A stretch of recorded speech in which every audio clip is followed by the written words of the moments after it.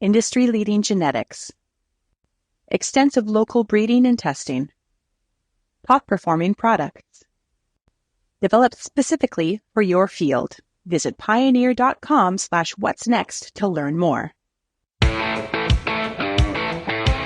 It's time for RealAg Radio on Rural Radio Channel 147 on Sirius XM.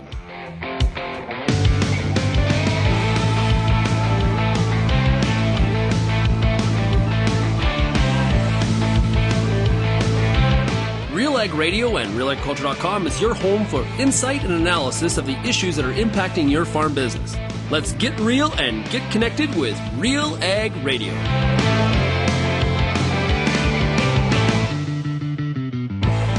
Welcome to RealAg Radio here on Rural Radio 147, Sirius XM. Shaun Haney, your host here on this Thursday edition of the show. Thanks so much, everybody, for making RealAg Radio and Rural Radio 147 a big part of your workday.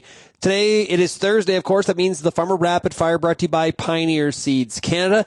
Pioneer brand canola seed with Optimum Glide, the highest yielding glyphosate-tolerant trait on the market. What's next in canola happens here. Go to pioneer.com/Canada to find out more. Of course, this is the prime time booking season for next year when it comes to hybrid selection.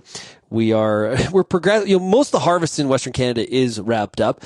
Getting into the bulk of the corn in Central and Eastern Canada for sure.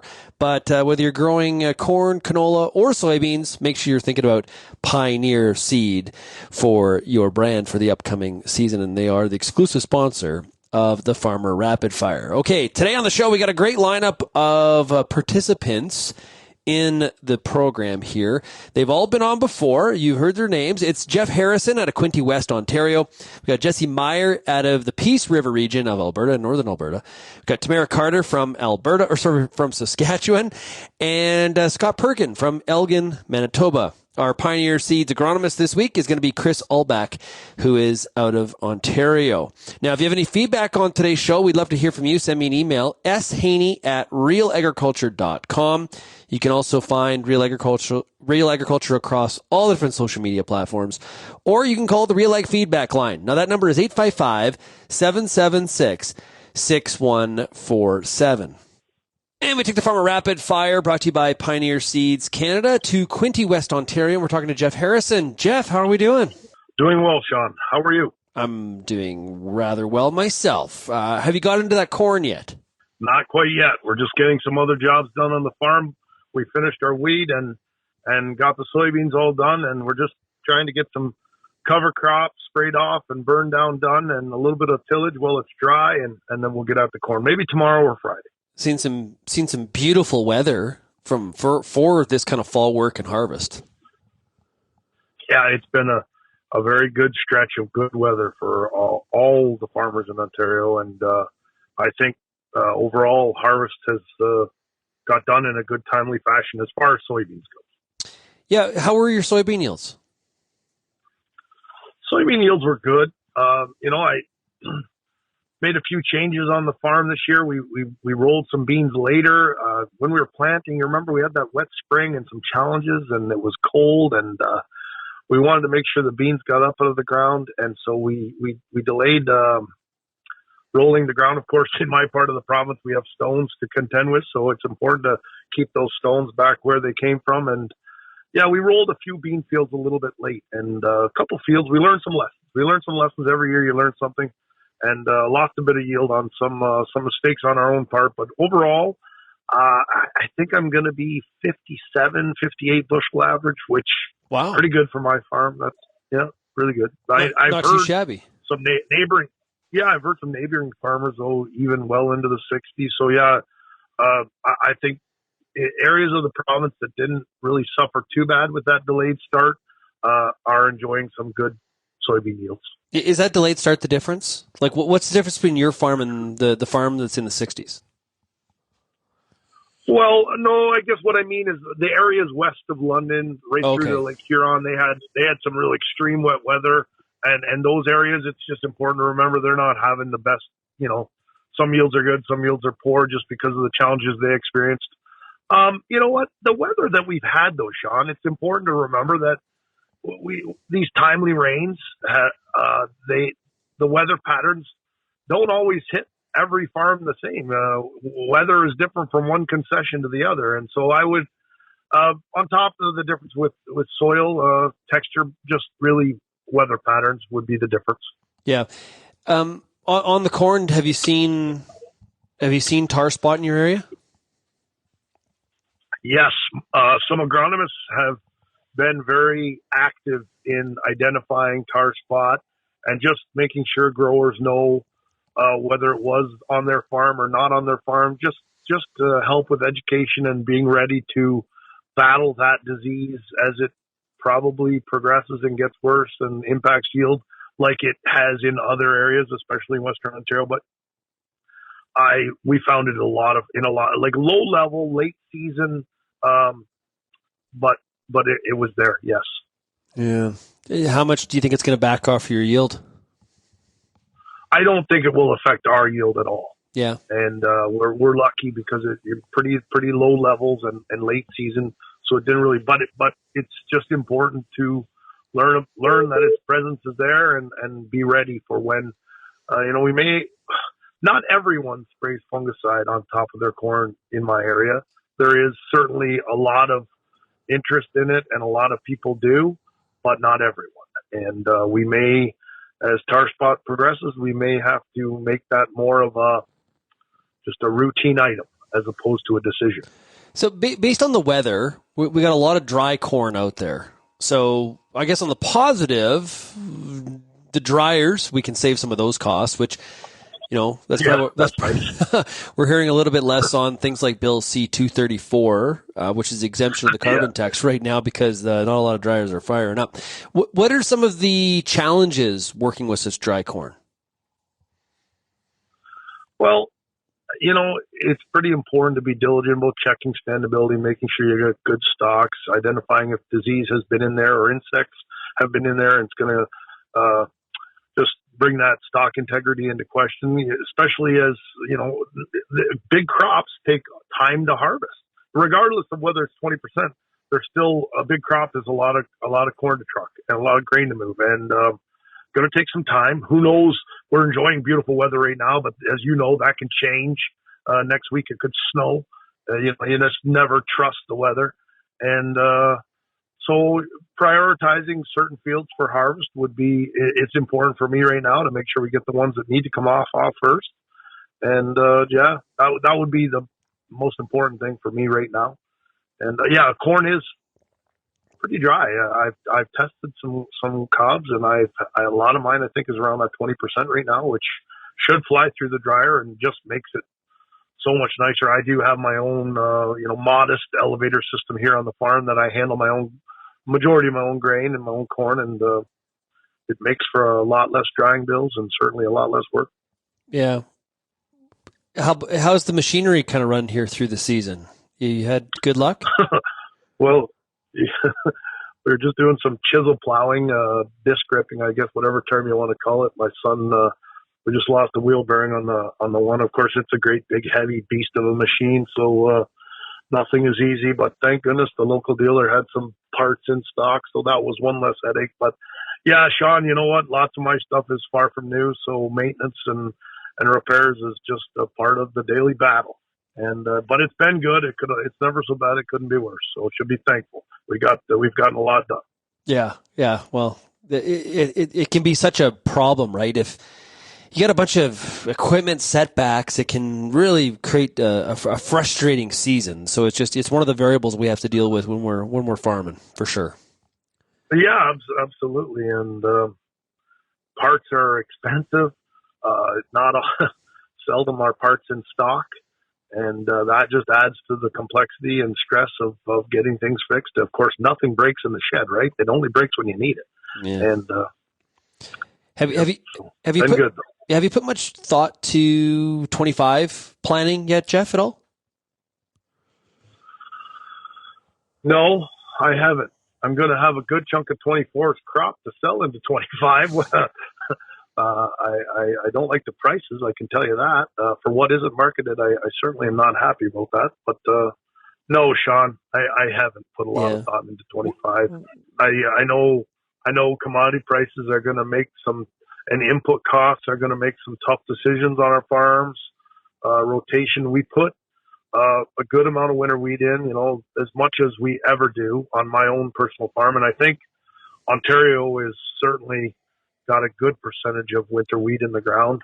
I had good weather to get it done. And, every year is different. In the last bunch of years, we've had some great winter wheat crops. And the prices are, of course, not as good as we would like them, but combined with good yields and reasonable wheat prices, it can be a competitive crop as far as your net profit per acre.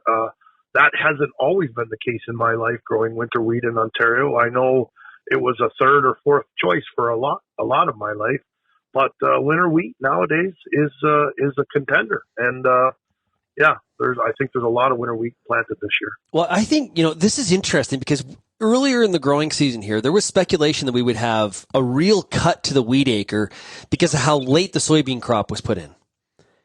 And what's that? Sorry, go ahead. No, I just say that's just how things can change on us, right? I don't doubt you're right. There was certainly some angst amongst farmers. Would we be able to get the crop and would we be able to get the beans off in time? But the weather cooperated. People, I think, there's an immense power on farms nowadays to be able to get work done when the weather permits. People get bigger planters and sometimes they draw on bigger workforces. But I do believe that there's some good wheat acres planted in the province this year. So that will be, maybe a good thing. Yeah, I had somebody say to me, Jeff, they think we could actually, they speculated that we could potentially have a record wheat acre number in Ontario this year. Well, I wouldn't argue. I wouldn't be surprised. I wouldn't be surprised at all. I know some seed companies were flogging it out the door as fast as they could get it. And at the end of the planting season, there was no more certified seed to be had. Yeah. The good varieties anyways. Fascinating how things can change. Well, hey, Jeff, great luck with your corn harvest that you're about to get into here. Hopefully you knock out of the park yield-wise, and we'll chat with you again soon. Thanks a lot, man. Okay, thanks for having me. It is interesting that in Ontario, hearing Jeff talk about some of the winter wheat planting, we've gone from where we're going to be really low on the winter wheat acreage in Ontario to where now we may potentially break a record. It's just funny how, things change through the growing season. Just like we saw high expectations for some of the crops in Western Canada up until about the beginning of July, how things changed once we got to harvest. That is you always got to have plan B and C right in your back pocket, just in case, because things don't seem to stay the same very long around here at all.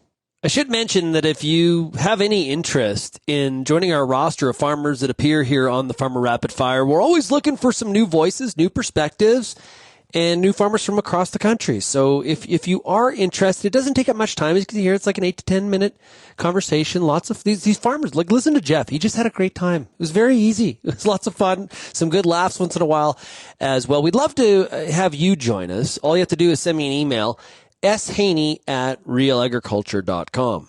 We'll continue the Farmer Rapid Fire when we come back. You're listening to RealAg Radio, brought to you by Pioneer Seeds Canada.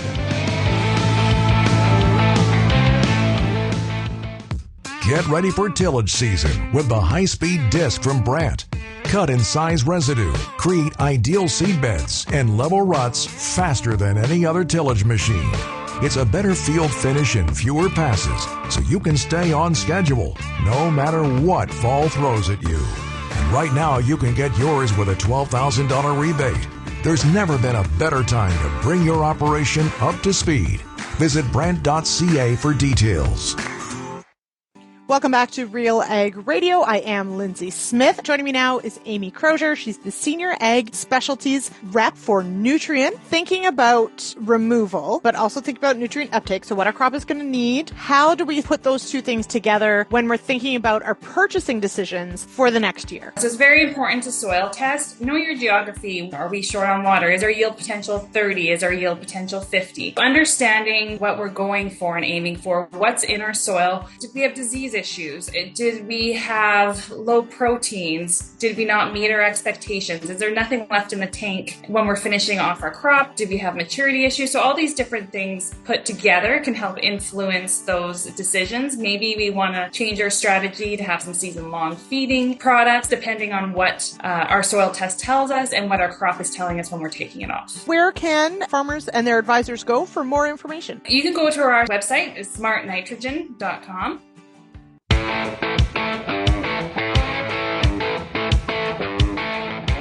And we take the Farmer Rapid Fire to Elgin, Manitoba, and we're talking to Scott Perkin. Scott, how are we doing?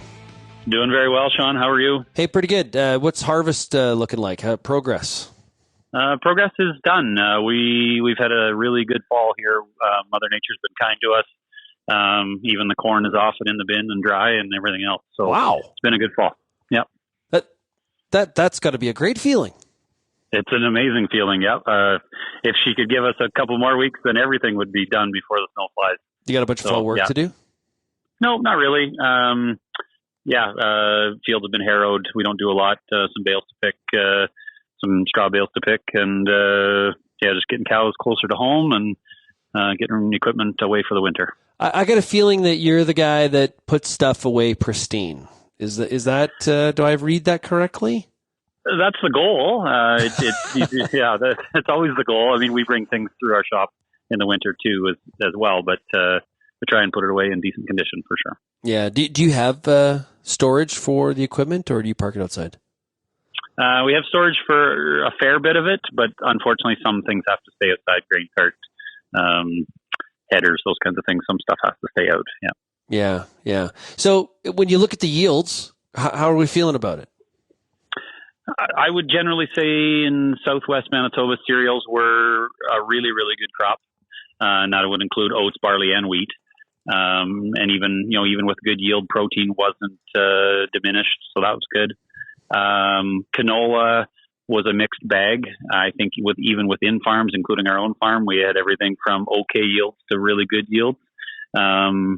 You had fields that you'd look at the yield monitor and think, wow, this is amazing. But then you do the calculation at the end of the field and think, oh, that's just a nice average.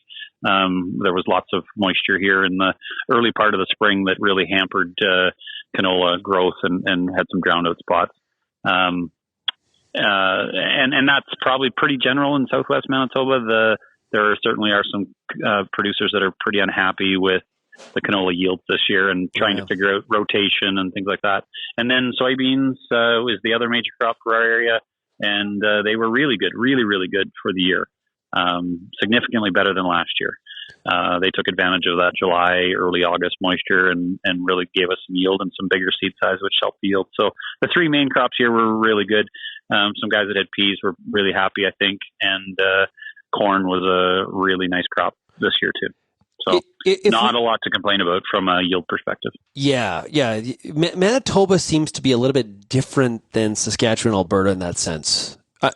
That's just my read from doing this show every week. Kind of what my feeling is. Yeah, maybe we're just a little bit more temperate in terms of moisture, I guess. I don't know. We certainly get a little bit more moisture and maybe a little more timely moisture. We didn't have the extremes this year. We had some extreme winds in spring and fall, but we did not have those massive rains that flooded entire communities as bad, for sure. If we've got reasonably good moisture situation in Manitoba heading into spring, do you think, based on the yield stories that people are going to hear about the Manitoba soybean yield, do you think we're going to see a big bump in soybean acres?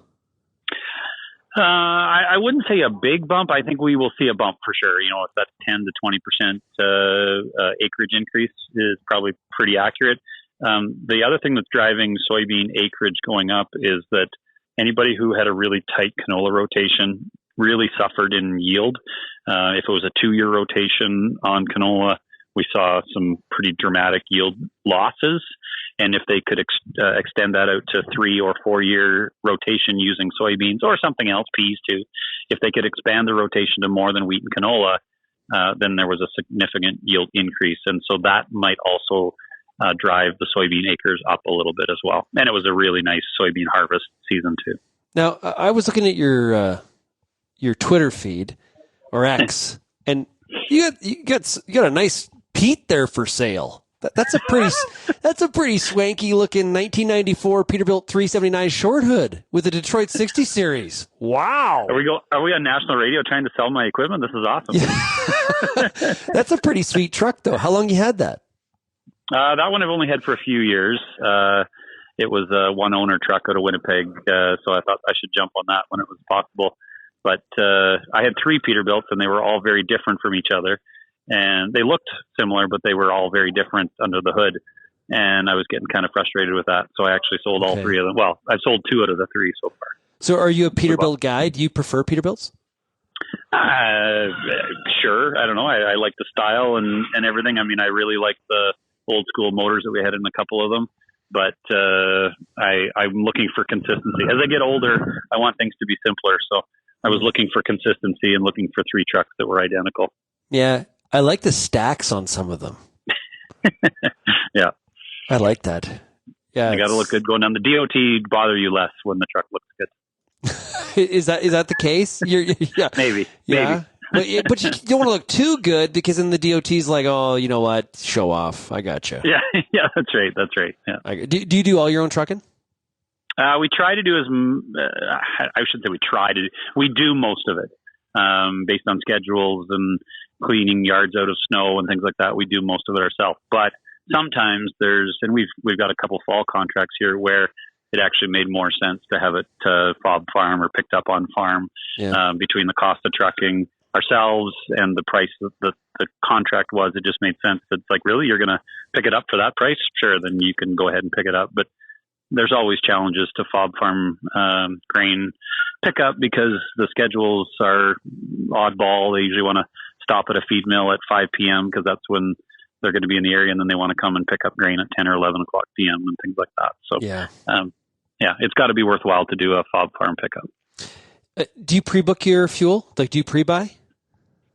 We don't have a ton of storage. We only store about 8,000 gallons. So we try and buy or fill early if we can, but with the machinery lineup, we don't have enough storage to really store fuel for very long. we use it as fast as we buy it. How about fertilizer? Have you pre-booked that? Yeah, we're liquid nitrogen, and so we have on-farm storage for all of it. Purchased in June or July for the next year. Oh, wow. Nice. Not always delivered, certainly not always delivered in the summer, but purchased in the summer. Did you say liquid? Still on liquid. Liquid, yeah. Yeah. How long you been a liquid guy? Oh, 10 to 15 years, somewhere in there. Okay, give us the pitch. Why?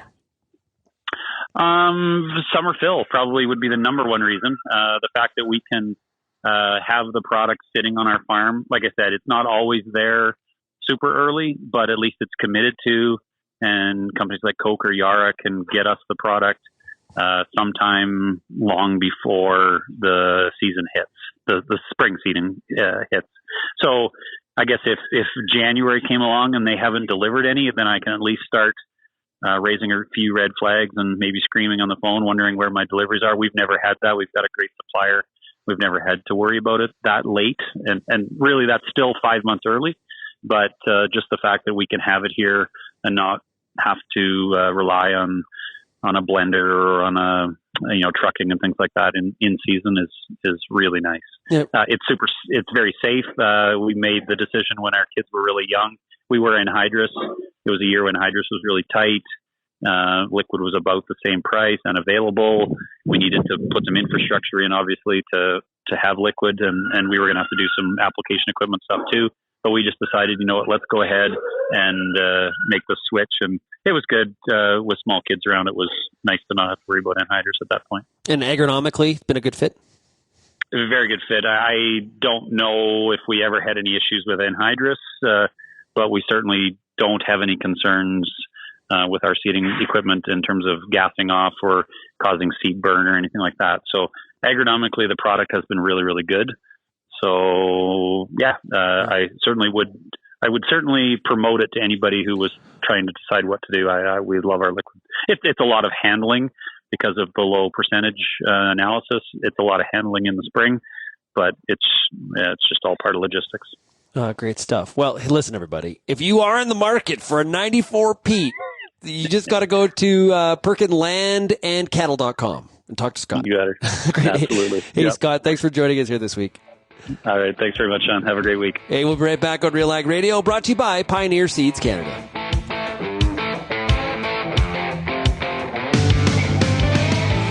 Your co-op grow team are your local experts because we live here too.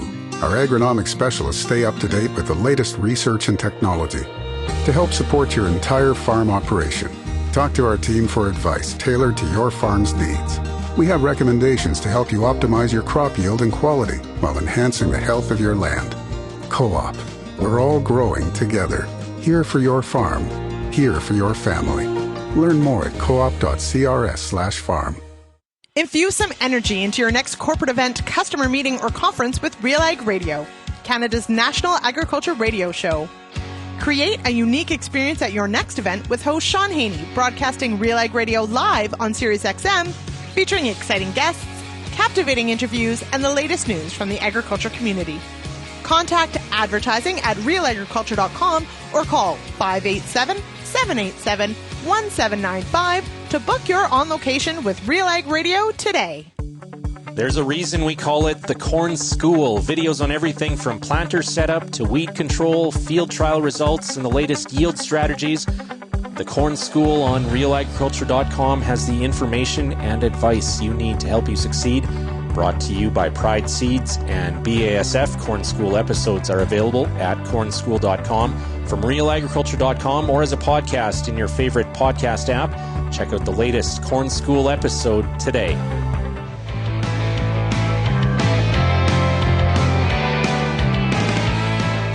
And we take the farmer rapid fire into Lacadena, Saskatchewan. We're talking to Tamara Carter. Tamara, how are we doing? Excellent. Good. Okay, what's happening this week on the farm? Well, Shaun, actually, it's beautiful today. We've been really fortunate to have such a long span of fall weather. We were actually able to get most of our items on our to-do list done, which hasn't happened in about 30 years. So it's just a little bit more getting ready for gathering and weaning the calves, preg checking. So kind of a shift to those sort of fall roundup activities. Yeah, have you been getting a really good stretch of weather then? It's been beautiful. Yeah, just really? Gorgeous. Huh. No snow yet? Well, we had a little skiff the other night. A little bit of rain that turned into snow overnight, but didn't last long. So. Yeah. Okay, so for the fall kind of work that you have to get done, you mentioned like weaning calves and things like that. What else are you trying to get done before the snow really starts to fly? Well, I mean, if I rattled off our list of things that we were high-fiving that we actually got done, really, we haven't had a year like this for as long as I can remember, trying to finish up a bunch of fencing and rebuilding some corrals, hanging gates, like just a lot of those activities that for some reason pile up, and we haven't been able to plow through quite as many. So we're actually feeling pretty happy, pretty confident that we were able to crunch through quite so many. Yeah. What's the grass conditions like? Well, we had really timely rains in the spring, and that helped the pastures to recover quite a bit. We were actually really optimistic. They looked awesome. Summer, unfortunately, kind of the tap turned off. It got quite warm, as you know, and that did stress the pastures again. So we were really happy that they had that early rain in the spring. This tiny little rain the other day is certainly appreciated, but we could really benefit from a good soak to kind of set things up for the fall and for next spring. Yeah, really recharge the soil moisture profile, right? Like that would just be a real exactly. Yeah, exactly. For crops and pasture as well. Yeah, absolutely. What's your thoughts on the cattle price and some of the cattle markets? Yeah, also it's a really great situation right now. Certainly, it's hard to get too excited because we know that it's usually a blip, and you hope that you can market things well, take advantage of those awesome high prices. Knowing though that the cyclical nature of the industry, sooner or later, that awesome surge will end, and we'll be sliding back into those tight margins that we see historically. I hope it Being lasts. realistic. Yeah, Being realistic. I know, but it's been the other way for so long that I think a lot of ranchers that I talk to, there is this underbelly of it can't last long, or it's too good to be true, and you know what? Yeah, but it's good. Yeah. It's good to have that in the back of your mind, so you're staying grounded, right? That I think it's important. Pragmatic. Yeah. Yeah, it's very easy to get a little too excited and carried away and potentially, do some expansion or whatever and get yourself overextended.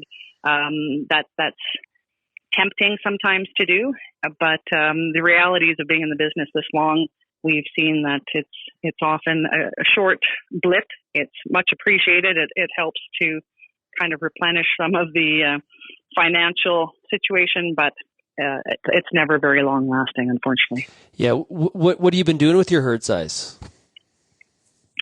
We've actually reduced a little bit just to ease the burden because we had year after year of really dry conditions. So we didn't retain any heifers even last year. So our numbers are certainly dwindling down. Yeah, because you're in a pocket there where it can be dry, like dry, like real dry. Mm-hmm. Mm-hmm. Yeah, it's been sustained. It's been quite a few years actually. Yeah, for sure. What typically is your marketing strategy? What do you usually do, or is that dependent on kind of what the market's telling you to do? We find that for us, last year we preconditioned calves. We don't generally do that. We usually wean and we sell them in early November, right off the cow, and we have retained heifers in the past, both for herd numbers and then also selling any that may not make the cut for the herd. But this year we'll be doing marketing again. Calves right off the cows in November. Okay, so that's what you're going to do again this year. Okay, so taking the market right off mama cow. You got it. Yeah. Yeah. Do you use local auction mart, or do you do some of the video sales? What do you usually do there? Seems like there's more and more options all the time. Yeah, there certainly is. We've had good luck with local auction marts, so we'll be staying that route for this year. But we've had interest and we've sold them, direct off the farm as well into other provinces where there's been demand. So, always looking at ways to switch it up and, capture a little bit of extra value if it's available. Yeah. The because of some of the moisture and the better grass conditions, the fall run's kind of been a bit delayed this year compared to the past number of years where it was more sped up, if anything. Yeah, absolutely. Yeah. We're seeing that. Okay. Well, any big winter plans at all? No, probably not. Haven't daydreamed about any getaway plans or anything. So no, I don't have anything awesome that I can really highlight at the moment. But gosh, maybe if we have good sale from the calves, we might be able to keep our eye open for one of those last minute travel things. Quickly hop on a plane, get away to Mexico or something for a little bit, warm up. That sounds fantastic. That's what you do. Is you go to Mexico? We haven't gone anywhere for ages. But I would like to. Okay, that's what I was saying. Yeah, like if you could. Okay, so you're doing it. Where are you going? Yeah, I would probably go to Mexico. Well, sounds good to me. A bunch of us may have to join you. There's nothing worse than winter around here. That's right. Uh-huh. Yeah. What have you been hearing winter-wise? Are we going to get I've heard a whole bunch of different people saying, "Oh, I heard on the radio this, or I heard this, or I heard that." But we could. I would like mild temperatures, but a lot of snow. That's what I'm cheering for. How about you? Yeah, I could handle that too. Yeah, we would take the moisture any way we could get it. Mild temperatures are always nice, easier on my old bones, and certainly easier on the cattle. They appreciate a little bit milder temps, and it seems like less breaks down then. Less frozen water bowls, less broken machinery. So that would be great. We we usually follow Drew Lerner, but I have to say we've been so busy doing all these fall outdoor jobs. I haven't spent a lot of time, really, in the office or following those kind of reports. So I'm really a little bit out of touch on what the fall projections might be. I'll have to get I'll have to get Drew on the show. We can chat about that. I haven't talked to Drew for a while, so we'll get him back on the show there, and you can tune in and you can that would be awesome. Listen to what he has to say for sure. Well, hey Tamara, thanks so much for joining us here this week on the Farmer Rapid Fire. Really appreciate it. You bet, Shaun. Always a pleasure to be on. Yeah, great stuff. Really appreciate it. Okay, we're gonna be back with more of the Farmer Rapid Fire, brought to you by Pioneer Seeds Canada, right after this.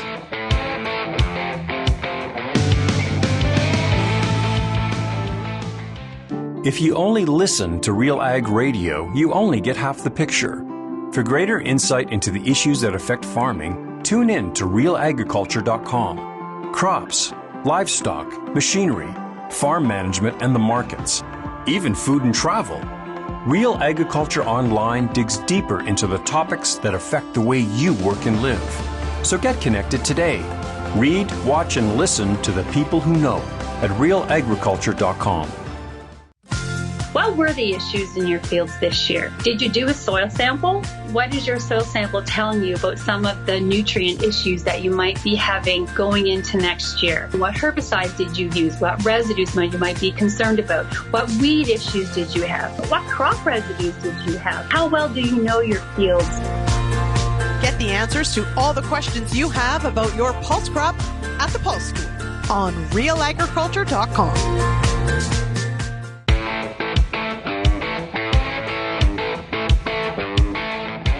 And we take the Farmer Rapid Fire, brought to you by Pioneer Seeds Canada, to the Peace River region of Alberta. We're in Woking, Alberta, and we're talking to Jesse Meyer. Jesse, how are we doing?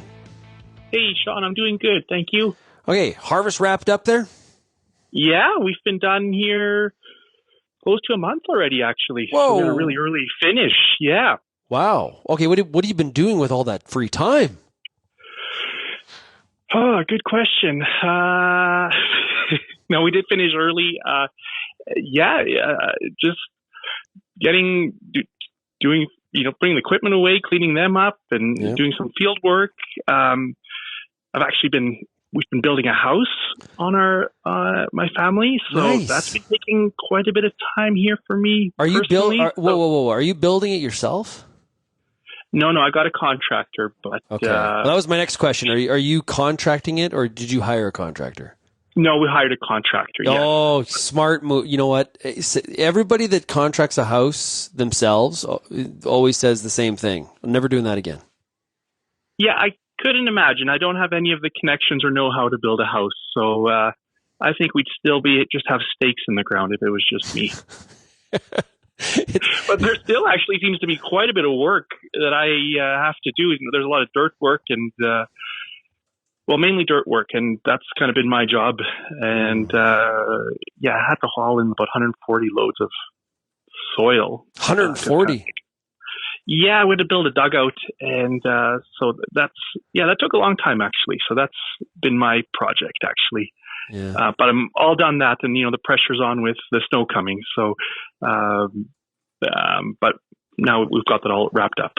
You've been happy with the yields this year, or how did all it come out in the wash? Yeah, Shaun, it was a kind of an emotional year here on our farm. We had just a fantastic start. May and June, I don't think we could have asked for better conditions. And then we got into that first week of July there, and we had that really hot weather of 35 degrees at a critical time. The canola was flowering. The wheat was also, everything. It was just the worst time, right, to have that heat. And literally in less than a week period, the crop deteriorated to half the potential during that week. And so our expectations, July and August, were pretty low, and we were pretty discouraged. But then we got into harvest, and everything sort of met our August expectations, maybe a little bit better. I mean, they weren't great yields or anything, but not terrible. We saw quite a difference on our winter cereals, like our winter wheat, did really well this year, just because it was able to it did its seed production and flowering before that heat, while our spring wheat, hit that. The timing was just wrong. So we saw actually our winter cereals did well, and our spring cereals did take a big yield hit from that heat. But considering everything, it still wasn't terrible, and quality's fantastic, and the harvest went smoothly and relatively easily. And so those things are all valuable as well. Yeah. Yeah. I think your experience is kind of similar to a lot of people. Great start, and then heat, and just kind of brought disappointment and sort of a lack of performance. It was, there's a lot of acres in Western Canada that fit into that narrative. Yeah, I think everyone was affected by that heat, and just at the totally the wrong time. And it's something we've been dealing with for the last few years here, more and more. And it just, especially canola, can't handle that very well. Yeah, yeah. So you got a bunch of fall work done. You got to feel like you are kind of off to a good start, at least from a operational standpoint for 2025. That's got to be a good feeling. Yeah, we're in pretty good shape, I would say. We seeded quite a bit of winter wheat here back in September, so we got a good chunk of our farm seeded to that. And then there's always that time between the harvest and that snow coming. There's actually still a fair bit of pressure, and there's always something you could be doing to take advantage of that weather. But disking and doing land breaking and ditching and whatever else. But we've had a really good window, and I think we got done what we needed to do. So yeah, we're in good shape. And actually we've had quite a good amount of moisture in the last month. We've been getting quite a bit of rain, which is excellent to help refill the moisture levels for next spring, because of course that soaks into the ground and will really help next season. Yeah, the piece is like one end or the other, it seems, right? Like, because there's been years we've chatted and done this discussion, Jesse, where you're still trying to combine in March, like, yeah, right? Like it certainly feels like what a wild ride. Yeah, we do have super wet conditions, or we can have really, really dry. We can have both ends of the spectrum. And the problem is we don't know what we're going to get that year. So for you, what's the best thing about farming in the piece? Oh, just one thing, or can I say quick? You could say multiple things if you want. If this is a long list, just be careful. We have a time constraint here on the show, but yeah, if there's multiple, go for it. The long summer days, you don't need to turn your lights on the equipment, so you can work till midnight with the sun still up. Yeah, true. Yeah, that's a good one. We're located in relatively close to the coast, so we got good export opportunities, and definitely. I don't want to brag, but it's probably definitely the best farming area in Western Canada. Whoa! Oh, should I say that? No. You're planting a flag there. That's good. I like it. Taking a stand. No, it's great. It really is. I mean, a lot of people haven't been. I don't even think you've been up here, Shaun. I have not. You have not. I know. I need to. So I have been to Grand Prairie, because when I played hockey for the Camrose Kodiaks, we would do road trips into Fort Mac and Grand Prairie. So I have been. I just have not done the agricultural tour, and I need to do that. Yeah. Grand Prairie's just dipping into the Peace Country, all the farmland north of Grand Prairie. Yeah. And it was winter. It was cold. Lots of snow. Dark. So dark. Ooh, that's the other side of it. Ooh, dark. Yes, it is. Yeah. No, it really is a great area, and I think. Even you don't have to go very far back, and it was really an underappreciated area of Western Canada. The production is relatively good up here. For the yield potential on our crops is strong. And typically we get we're not as dry as many parts of Western Canada, and so it is a very good farming area. Well, this segment's been brought to you by the Grand Prairie Peace River Region Tourism Board. Or business development.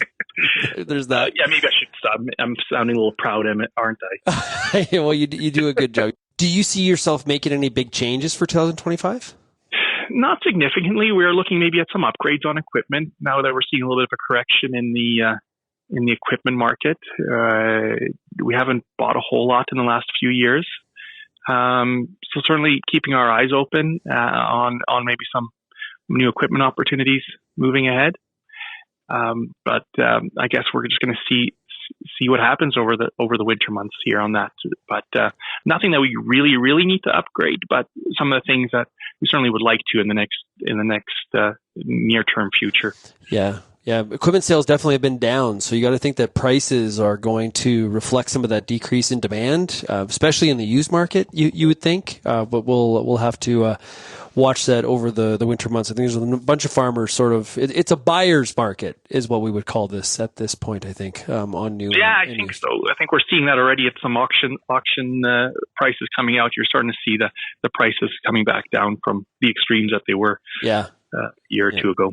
Hey, Jesse, thanks a lot for joining us here this week on the Farmer Rapid Fire. Really appreciate it. Yeah, thank you very much, Shaun. We'll be right back here on RealAg Radio for the rest of the Farmer Rapid Fire, brought to you by Pioneer Seeds Canada.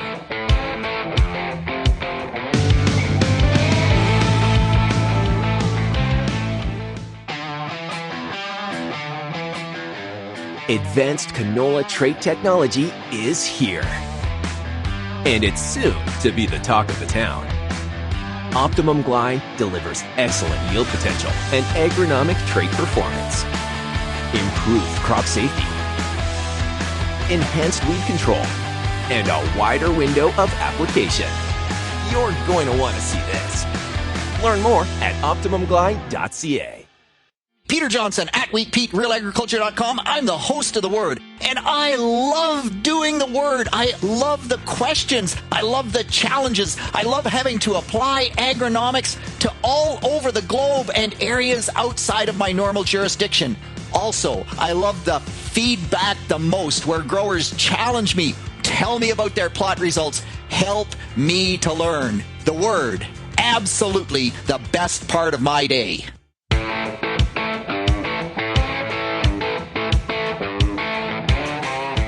And welcome back to RealAg Radio for the Farmer Rapid Fire, brought to you by Pioneer Seeds Canada. And we're talking to Chris Olbach. He is from Elmer, Ontario, and he's a product agronomist for Southwestern Ontario for Pioneer Seeds. Hey, Chris, how are we doing? Oh, pretty not bad today. How are you, Shaun? I'm doing pretty good. Okay, so how's harvest progressing in your area? Yeah, it's been a wonderful October so far for the most part. We've had great weather. Nice and dry in the fields, particularly, and the corn is actually getting down to that 20%, probably sub in some spots, Mark. So that's always a good experience when you have that in October. So yeah, less pressure on the dryer for sure, man. Yeah, it's sailing through nice. I'm sure you talked to some farmers about that. Yeah, top of mind for you, we had Jeff Harrison from Quinte West on earlier, and I had asked Jeff about, okay, so when I think of dry corn, I think of, lower drying costs, which is fair and true. Are there any concerns agronomically or things we need to consider if that corn's a little bit more on the drier side than we're used to from a harvest perspective? Yeah, for sure, man. I'll be the first to acknowledge the fact that when it's dry in Ontario, that's a nice thing to have for harvest. But that takes a few adjustments. I mean, there's a lot of people out there that know how to run a combine quite well, but it takes some adjustments when you get like sub 19, 18 for how fast you go.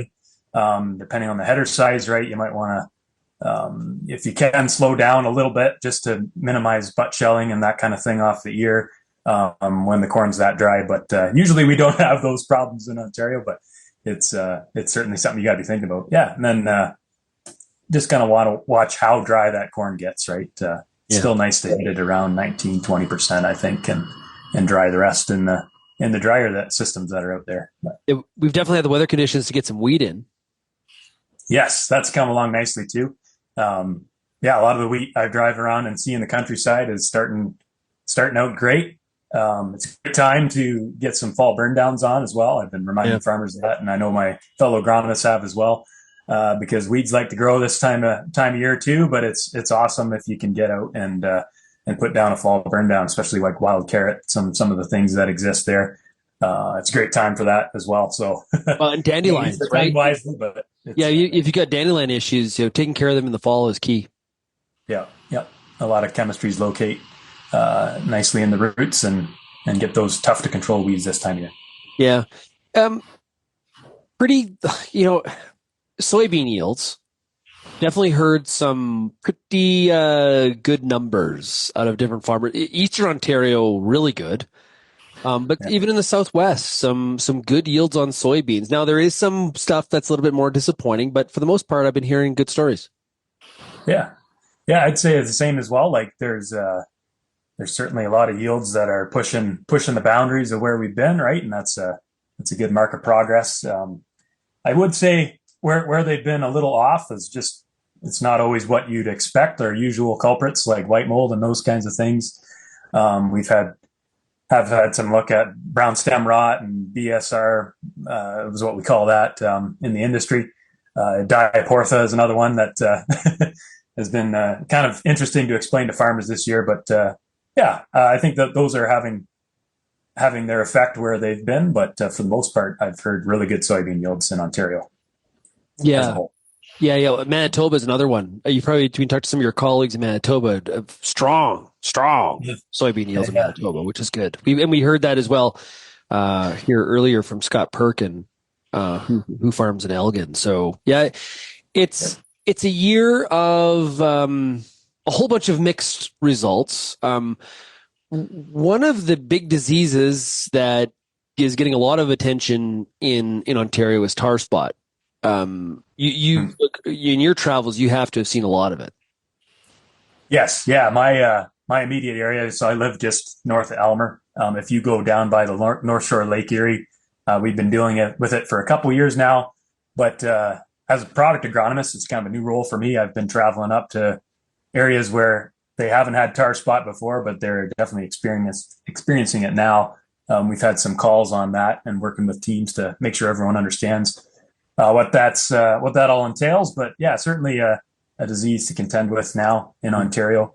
And you got to make sure you're ready for what that's going to bring. Yeah. I think, Albert Tenuta from Omafra's, he's been doing a lot of work on tar spot here for 3, 4, 5 years.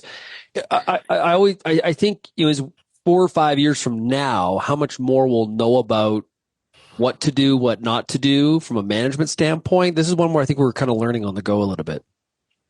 Oh, certainly. Yeah. We had, just to help farmers understand it a little better, we had one of our U.S. agronomists. She's been dealing with it in the States for about 10 years now, right? So there's some key learnings there for sure that come, and when we're going to have those in Ontario as well. But some of the things I've learned on this weekend, we got one of my first locations coming off for I've done some hybrid by fungicide trials with customers, just understanding what a good tar spot score is worth on a hybrid in a fungicide versus non-management. They've been really helpful to understanding it, but certainly a lot more to unpack with that. Yeah, for sure. Hey, Chris, thanks a lot for joining us here this week on the Farm Rapid Fire. Really appreciate it. Yeah, appreciate being on. Thanks for your time. If you have any feedback on today's show, you can send me an email, shaney@realagriculture.com, or of course you can find Real Agriculture across all the different social media platforms. What I'd love to have you do, though, is call the RealAg feedback line. You can provide your comments, your feedback, your thoughts, your takes, anything that is top of mind based on what you heard today or anything else. You can do that by calling 855-776-6147. Big shout out to Pioneer Seeds Canada for being the exclusive sponsor of the Farmer Rapid Fire. Go to pioneer.com/Canada to find out more. Thanks so much, everybody, for getting real and getting connected with RealAg Radio. We'll chat again tomorrow. Cheers, everybody.